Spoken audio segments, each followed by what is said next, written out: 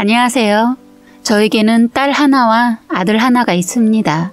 둘은 4살 차이로 눈에 넣어도 안 아픈 예쁜 제 자식들이죠. 남편과 저는 양가 부모님의 뜻에 따라 중매로 결혼하게 되었습니다. 저희가 어렸을 때는 이런 일이 흔하기도 했기 때문에 별 생각이 없었어요. 생각한 것보다 남편은 괜찮은 사람이었고 친구들이 얘기하는 시집살이는 한 번도 겪어보지 않았던 것 같습니다. 그렇게 저희는 결혼한 지 얼마 지나지 않아 아이를 가지게 되었고 그 첫 아이가 바로 저희 딸아이입니다. 그 뒤 생긴 아이는 아들이었고 둘을 정말 잘 키워내기 위해 노력했던 것 같아요. 하지만 저도 엄마가 처음이라 아이들에게 어떤 엄마였을지는 모르겠네요. 첫째의 경우 약간 드세기도 하고 자신의 의견을 내세워서 이야기하는 반면 아들은 약간 내성적이고 배려심이 많은 아이입니다. 그래서 그런지 딸아이는 힘든 일이 생기게 되거나 안 좋은 일이 생기게 되면 자신이 알아서 처리하고 나중에 알려주는 편이에요. 그런데 아들은 어떤 일이 생겨도 잘 얘기해주지 않고 항상 좋은 게 좋은 거지라는 생각으로 다니는 아이라 많이 걱정했었어요. 딸아이가 학생회장 하고 나서는 일은 맡아서 해서 그런지 아들이 학교 다닐 때는 딸아이 동생이란 것을 알고 나면 선생님들이 잘 아껴주셔서 별 걱정은 하지 않았던 것 같아요. 아이도 힘들다고 한 적도 없고 항상 긍정적이고 사랑도 참 많은 아이라 나중에는 별 걱정을 하지 않게 되었습니다. 그런데 문제는 아들이 군대를 가고 나서 생기게 되었어요.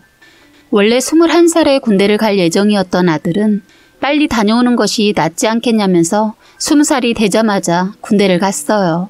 지금은 예전보다 군대에서의 폭행이나 부조리가 많이 줄어들었지만 저희 아들이 들어갈 때만 해도 그런 일이 비일비재했기 때문에 많이 걱정했어요.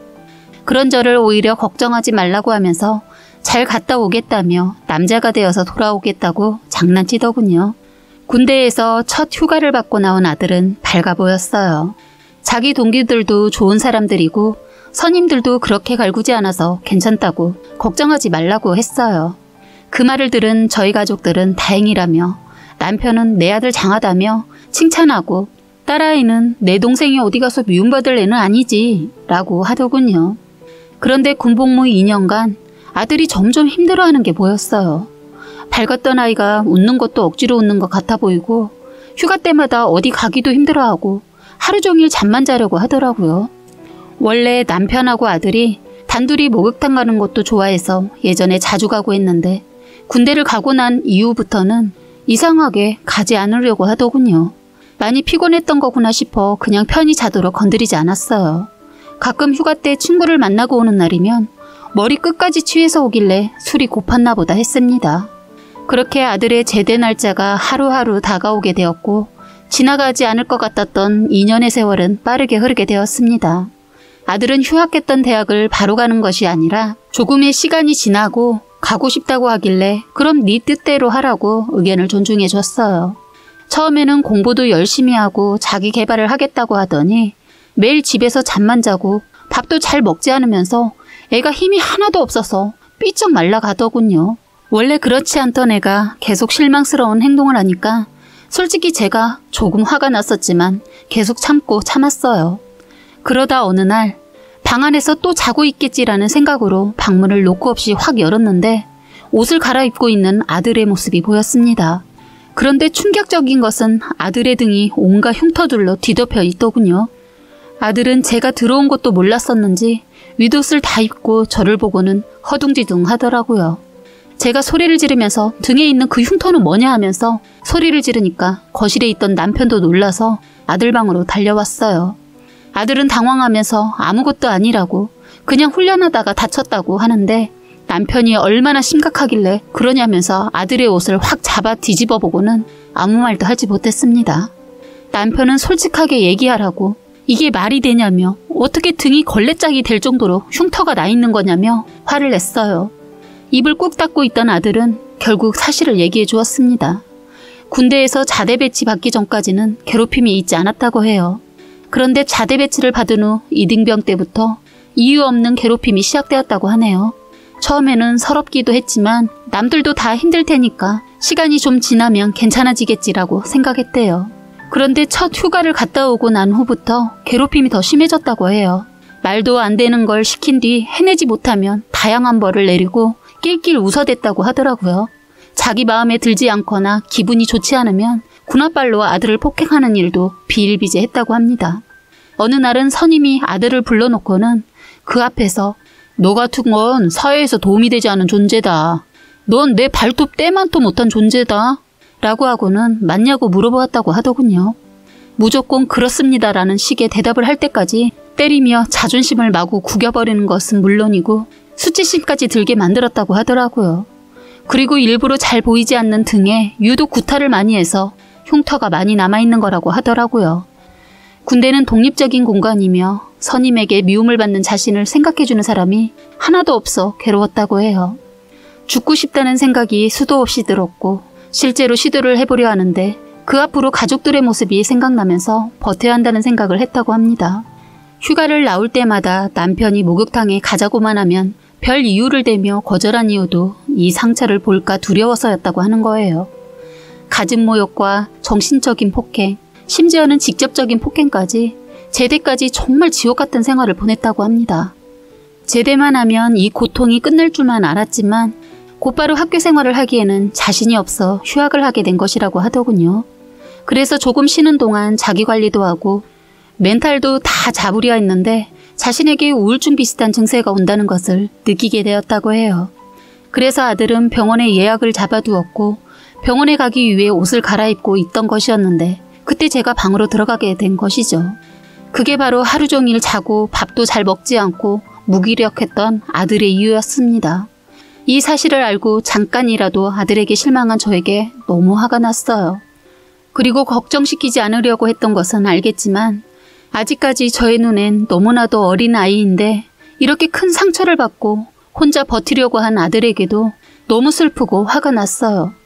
사실 아들이 아니라 저에게 화가 났던 것 같아요. 이런 일이 있는 것도 알아서 눈치채지 못하고 먼저 괜찮냐고 한 번도 물어봐주지 못했던 제가 죄스럽더군요.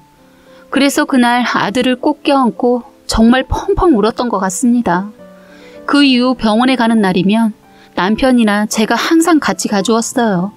아들이 누나한테 말하면 이미 끝난 일인데 혹시라도 더 커질까봐 두렵다고 했지만 제가 알아서 잘 정리해서 말해주겠다고 하며 걱정하지 말라고 했어요. 역시나 이 일을 제가 얘기해주자마자 딸은 노발대발하며 난리가 났지만 희수가 그냥 넘어가고 싶다고 얘기했다고 하니 조용해지더군요. 그렇게 한 2년이 지나고 아들도 많이 괜찮아지게 되었습니다. 학교 생활도 다시 시작하고 밥도 잘 먹고 운동도 열심히 했어요. 그러다가 어느 날 저희 집에 놀러온 딸이 자신이 사귀는 남자친구를 소개해주고 싶다고 하더군요. 그래서 우리는 환영이라고 하면서 사진이라도 보여달라고 하니 부끄럽다면서 그날 소개해주겠다고 하더라고요. 그렇게 일주일이 지나고 딸은 자신의 남자친구와 함께 저희 집을 찾아오게 되었습니다. 저는 문을 열어주었고 방에 있던 아들을 나오라고 불렀습니다. 방에서 나온 아들은 딸의 남자친구를 보자마자 몸을 떨면서 방으로 다시 들어가더군요.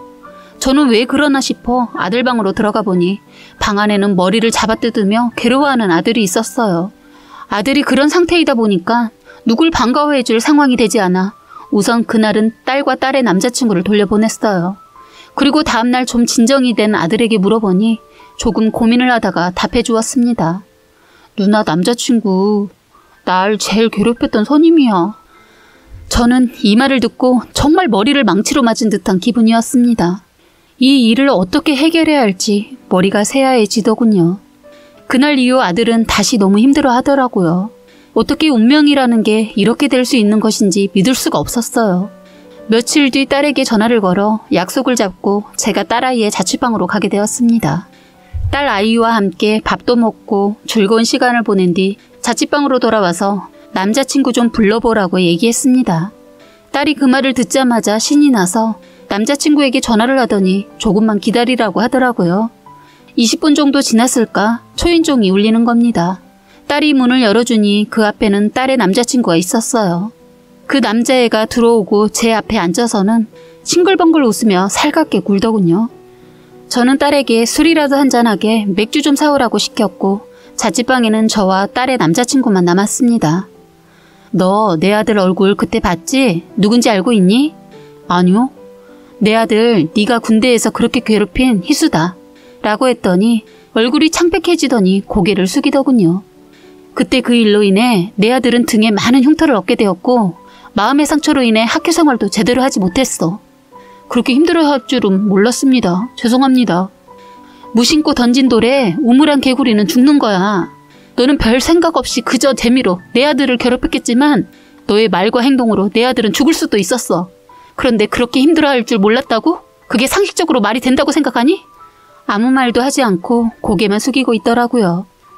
난 너 절대 용서 못해. 내 딸이랑 1년이나 사귀었으면 알겠지? 이 일은 희연이도 알고 있지만 그 선임이 너인지는 모르고 있어. 내가 얘기할지 자네가 얘기할지 잘 생각하고 정리해 주었으면 좋겠네. 라고 말한 뒤 여기서 나가달라고 말했습니다. 이 남자애는 순순히 일어나서 현관문을 나섰고 맥주를 사서 집에 돌아온 딸은 남친이 어디 갔냐고 물어보길래 일이 있어 먼저 일어났다고 말해주었어요. 그리곤 저도 일이 있어서 가겠다고 한 뒤 저는 집으로 돌아가게 되었습니다. 3일 정도가 지났을까? 딸이 본가인 저희 집으로 찾아오게 되었어요. 딸이 아들 방으로 들어가고는 무릎을 꿇더니 미안하다고 빌더라고요. 널 아프게 한 사람을 알아보지도 못하고 사랑한 내가 너무 밉다며 아들에게 용서해달라고 울기 시작했습니다. 아들은 누나의 잘못이 아니라고 하면서 자기 누나를 꼭 안아주고는 둘이 펑펑 우는데 그 모습을 보고 저는 몰래 안방으로 가서 숨죽여 울었던 기억이 나네요. 다들 진정이 된 후 다 같이 얘기를 했는데 우리 딸은 그 나쁜 놈과 헤어졌더군요. 저를 만난 다음 날 남자친구가 딸에게 전화를 해서 만나자고 했다고 합니다. 카페에서 만난 남자친구는 사실대로 모두 얘기하면서 정말 미안하다고 무릎 꿇으면서 너 없으면 죽을 수도 있다고 용서해달라고 빌었다고 해요. 딸은 화가 머리끝까지 나서 자기 앞에 있던 차가운 커피를 그놈 머리에 부어버리고는 절대 우리 가족 앞에 나타나지 말고 차라리 네가 죽어버렸으면 좋겠다며 악담을 퍼부었다고 하더라고요. 그리고 나가려고 하는데 붙잡길래 뺨을 한 대 날리곤 양심이 있다면 절대 다신 찾아올 생각도 하지 말고 혼자 뒤지던지 병신처럼 살아가던지 알아서 하라고 했다네요. 양심은 있었는지 그날 이후로 연락은 오지 않았고 지금 저희 가족은 그때 일을 극복하기 위해 많이 노력하고 있어요. 많이 괜찮아지긴 했지만 그 일을 지워버릴 수는 없는 것 같네요. 운명이라는 게 어찌 이렇게 장난을 치는 건지 참 웃겨요. 지금은 그래도 군대에서의 폭언과 폭행, 가학행위가 많이 줄어들어서 다행이라고 생각합니다. 혹시라도 아들을 가진 엄마들이 있다면 군대를 보냈을 때 조금 더 관심 있게 봐주어야 한다고 생각해요. 아무도 모르는 곳에 가서 적응하고 일을 하고 계급에 따라 복종한다는 것이 참 힘든 일이잖아요. 모든 군인들에게 좋은 환경이 만들어졌으면 좋겠다는 생각이 드네요. 사연은 여기까지였고요. 구독과 좋아요, 알림 설정 부탁드리겠습니다.